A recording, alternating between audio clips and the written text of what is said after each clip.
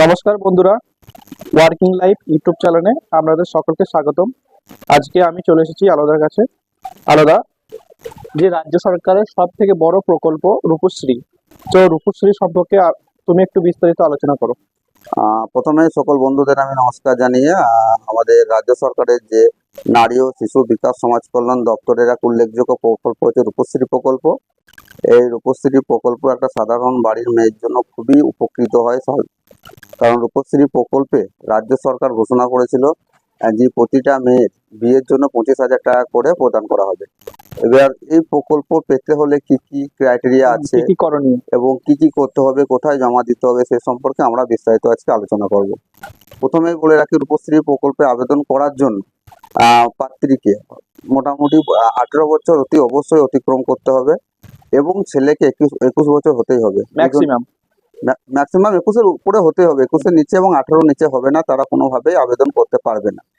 দ্বিতীয়ত হচ্ছে যে আবেদন করবে তাকে পশ্চিমবাংলায় মোটামুটি 5 বছরের স্থায়ী বাসিন্দা হতে হবে, এবং তার ফ্যামিলির ইনকাম বার্ষিক 1.5 লক্ষ টাকার কমে হতে হবে। এগুলো হচ্ছে ক্রাইটেরিয়া। এছাড়া আমরা কোথায় আবেদন করব, কিভাবে আবেদন করব, সে সম্পর্কে আমাকে জানাতে হবে। প্রথমে বলে রাখি যে যখন আমাদের বিয়ের আবেদনের মানে বিয়ের দিনের আবেদনের মোটামুটি 30 থেকে 60 দিন আগে আমাদেরকে আবেদন করতে হবে। আবেদন করতে গেলে আমাকে কি কি লাগবে, প্রথমেই আমাকে বিয়ের একটা কার্ড তৈরি করতে হবে, নিজের সমস্ত ডকুমেন্টস, অ্যাডমিট কার্ড থাকলে খুব ভালো হয়, আধার কার্ড, ভোটার কার্ড, ব্যাংকের বই এবং 1 কপি ছবি। এগুলো পাত্রীর পক্ষ থেকে।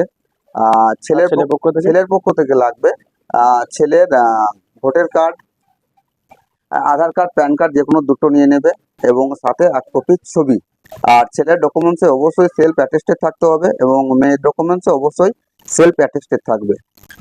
গ্রামগঞ্জের ক্ষেত্রে অনেকের মধ্যে একটা ধারণা থাকে যে রূপশ্রী প্রকল্প জমা দেওয়ার জন্য ছেলে মেয়ের বাবা মায়ের ডকুমেন্টস লাগবে কিনা। না, কোনোভাবেই লাগবে না। যেহেতু এটা মেয়ে আবেদন করছে, সেক্ষেত্রে সমস্ত ডকুমেন্টসই মেয়ের এবং ছেলের।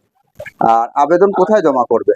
আবেদন জমা করার জন্য যারা ব্লক এরিয়া আছে তারা ব্লক অফিসে জমা করবে, যাদের মহকুমা অর্থাৎ এসডি অফিস আছে তারা এসডি অফিসে জমা করবে, যাদের পৌরসভা এলাকা তারা পৌর অফিসে জমা করবে। এছাড়াও আমাদের বছরে মনে হয় 2বার দুয়ারে সরকার ক্যাম্প হয়, দুয়ারে সরকার ক্যাম্পেও তুমি ফর্ম জমা করতে পারো। এই সমস্ত ডকুমেন্টস নিয়ে গিয়ে তুমি বিডিও অফিস, এসডি অফিস বা পৌর অফিসে সাবমিট করলে তোমাকে ফর্ম দেবে। সেই ফর্মটা সুন্দরভাবে ফিল আপ করে তুমি অফিসে জমা করবে, এবং মাথায় রাখবে যেন তোমার সমস্ত ডকুমেন্টসের নাম এবং জন্ম তারিখ এবং ব্যাংক অ্যাকাউন্টটা সিঙ্গেল হওয়া দরকার, এবং ব্যাংক অ্যাকাউন্টটা কোনো রাষ্ট্রায়ত্ত ব্যাংকের দেবে।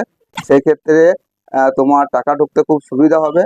আর একটা কথা মাথায় রাখবে, যেন ব্যাংক অ্যাকাউন্ট চালু থাকে। তুমি হয়তো জমা দিয়ে চলে এলে, তার কিছুদিন পরে ব্যাংক অ্যাকাউন্ট বন্ধ হয়ে গেল, সেই ক্ষেত্রে অনেক সময় অসুবিধা হতে পারে। টাকা একবার ব্যাক চলে গেলে সে টাকা ফেরত আনা খুবই মুশকিল হয়। এবং বর্তমানে যখন তুমি জমা দেওয়া হয়ে যাবে, জমা দেওয়ার পর ব্লক সেই ফর্ম তোমার এলাকার পঞ্চায়েতে পাঠাবে, পঞ্চায়েত তোমার বাড়িতে গিয়ে ভেরিফিকেশন করবে।